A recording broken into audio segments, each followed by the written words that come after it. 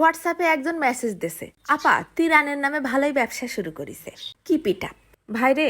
আমাদের আজ 2 দিনের এত মানুষের বিশ্বাস আস্থা কষ্ট ডারে তুই সেকেন্ডের মধ্যে এক লাইন লিখে 100তে একে নামাই নিয়ে আসলি। আসসালামু আলাইকুম। তুই কোন অঞ্চলের তা আমি জানি না, আজকের ভিডিওটা শুধুমাত্র তোর জন্য।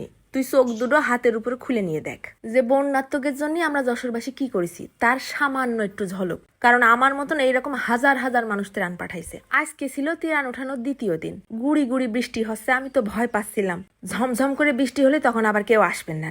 আমার 5টা মিনিট লেট হয়েছে, যাওয়ার আগেই দেখি 4-5 জন বস্তা নিয়ে রেডি। তাদের আমার কাছেই দিতে হবে কি জন্য? তারা তো অন্য জায়গায়ও দিতে পারতো। ভালোবাসছে বিশ্বাস করে বিদায় আমার কাছে দিয়ে গেছে। আমরা মাত্র আজ 2 দিনে 4 ঘন্টা দাঁড়াইছি। 2 দিনে খাবার দাবার পোশাক আশাক বাদে নগদ টাকা উঠিছে 15,654 টাকা। খুচরো 5 টাকার 2 টাকার কয়েন ছিল কিছু। এই 15,000 টাকা যদি আমি মায়েরে খাই তাহলে ঠিক কয় বছর আমার সংসারটা সুন্দর মতন চলতে পারে? 15-র সাথে ঠিক কত গুণ করতে চাই? 2, 4, 5, 6 ঠিক আছে, তুই 7ই গুণ করিস। আল্লাহ রহমতে সেই পরিমাণ টাকা আমার প্রতি মাসে ইনকাম হয়। বন্যার তো মানুষদের জন্য আমারও কিছু করতে মনে চাচ্ছিল। এখন আমি একা কত করব? তাই পুরো যশোরবাসীর সঙ্গে নিছি, সারা বাংলাদেশ দেখুক আমরা যশোরবাসী কি করেছি। কোন সিজারিয়ান বুকের কাছে জিজ্ঞাসা করলেই বলে দেবে কোমর ব্যথা কি জিনিস। এরা একটানা 3-4 ঘন্টা কোনো জায়গায় না বসে দাঁড়ায় থাকতে পারে না। মানুষ ভাবতেছে দাঁড়ায় দাঁড়ায় জিনিসপত্রগুলো হাসি হাসি নেচ্ছে, আসল কষ্ট তো শেষে রে বাপু, যখন বস্তার ভিতরে জিনিসগুলো সব একত্র করে ভর্তি হয়। আমার সব বুড়া ভাইরা খুশি মনে হাসতে হাসতে নিজেকে জিনিস সব দিয়ে গেছে। প্রথম দিনের থেকে দ্বিতীয় দিনে জিনিসপত্র এত বেশি হয়েছে, 20টা বড় বড় বস্তা কিনে নিয়ে আসা লাগিছে। আলহামদুলিল্লাহ আমার একার পক্ষে কখনোই এগুলো সম্ভব হতো না। আমার আপু ভাইয়েরা নিঃস্বার্থভাবে গায়ে খাইতে কষ্ট করে দিয়ে গেছে শেষ পর্যন্ত। কাউরে কিচ্ছু বলা লাগেনি। সব এক একটা বাঘের বাচ্চা, এক একটা বীরের বাচ্চা। না হলে কখনো নিঃস্বার্থভাবে মানুষের জন্য মানুষ এভাবে করে না। অসংখ্য মেসেজ আসতেছে, অসংখ্য কমেন্ট আসতেছে, আপু আর একটা দিন বাড়ান, আমরা আসতে পারিনি। তা আমার পক্ষে আর কুল আসছে না।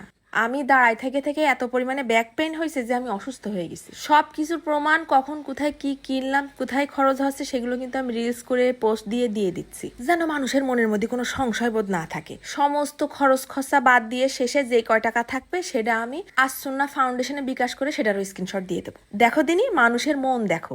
এক বুয়া আবার ঘরের থালা বাসন পর্যন্ত অসহায় মানুষকে দিয়ে দিয়েছে।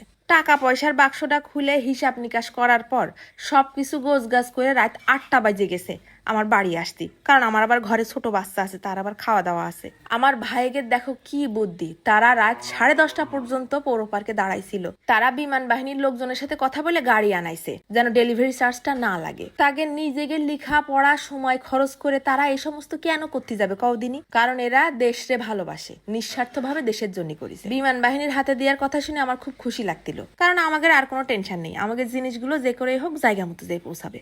আমি তো আর ছিলাম না, শেষের ছবি আর ভিডিওগুলো ফরাদ ভাই আর তার বন্ধুরাই তুলে পাঠায়। ভাইরা আমার, যশোরবাসী তোমাদের ভুলবে না, তোমরা আমাদের যশোরের জন্য গর্ব। শোনা রে, এই দুনিয়ায় কাজের লোকের অভাব নেই, কিন্তু বিনা স্বার্থে কেউ তুলো বয় না। তোমরা আমার একটা কথায় যারা যারা আগে আইছো, যাই দিতে পারছো, তোমাদের কাছে আমি কৃতজ্ঞ।